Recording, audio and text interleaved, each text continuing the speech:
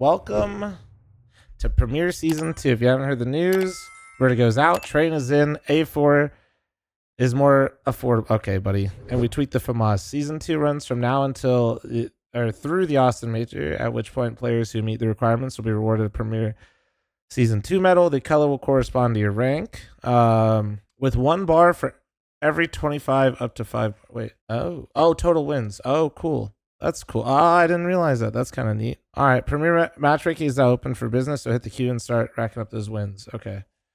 All right, so let me see what the actual patch notes are real fast. Oh, it's actually not too crazy. So we got Premier Season 2's here. Every player during Season 1 will receive the Premier Season 1 medal with detailed season stats. That's cool.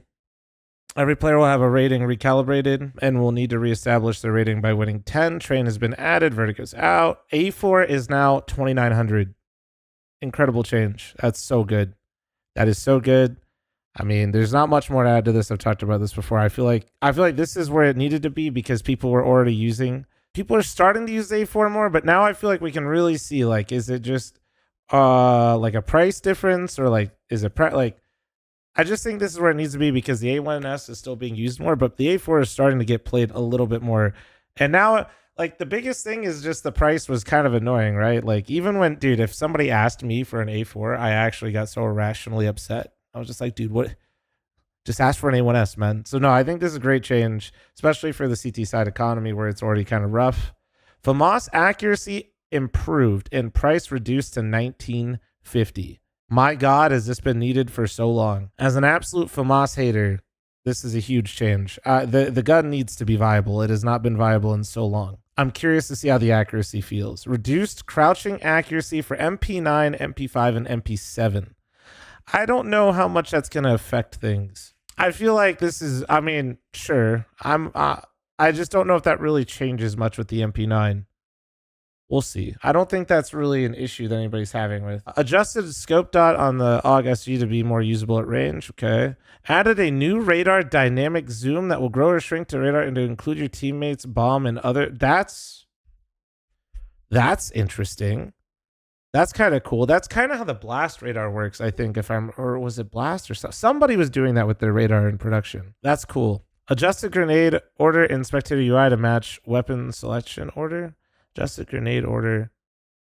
Oh, okay. Okay, that makes sense. So it's a uniform. Increased brightness of carried C4 in UI. Okay, but kind of messed up. I needed an excuse to tell people I didn't know I had bomb. Removed a boost angle from long dog to bomb site A. Interesting. I wonder what that looks like. Fixed lighting artifacts on double-sided materials.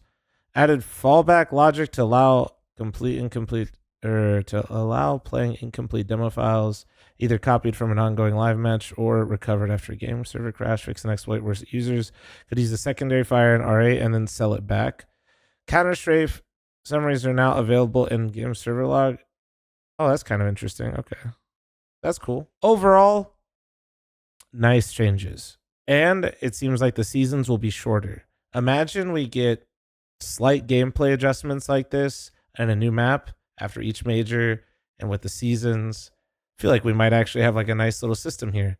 I'm going to tell you right now, man, I like this. This is a really nice change. I am looking forward to seeing what new cheats they've developed to use against me in Premiere. It is going to be an absolute content farm. All jokes aside, I hope it's better. I don't know. I'm not going to hold my breath, though. I'm not going to hold my breath. We'll see how it goes. I think all of these, though, to not be a doomer about this, I think these are all fantastic changes. Being a doomer, though, the anti-cheat doesn't get into a stronger spot. It'll kind of just continue to dissolve what it always turns into, which is the very high end is just people getting either cheating or getting boosted by a group of cheaters, and we repeat the cycle all over again. So hopefully there's some sort of adjustment. I really do. I'm just hoping there's something better. But regardless, I'm excited to play. I don't want to be too much of a doomer, and I like the gameplay changes, and I like that we have a new map. Dang, look at that. Look at mine, dude. What was my peak? 31K? 31K. Look at look at the break, dude. Look at the first 2 weeks of me playing. The first 2 weeks of me playing is actually hilarious. Great. My highest win rate was Inferno.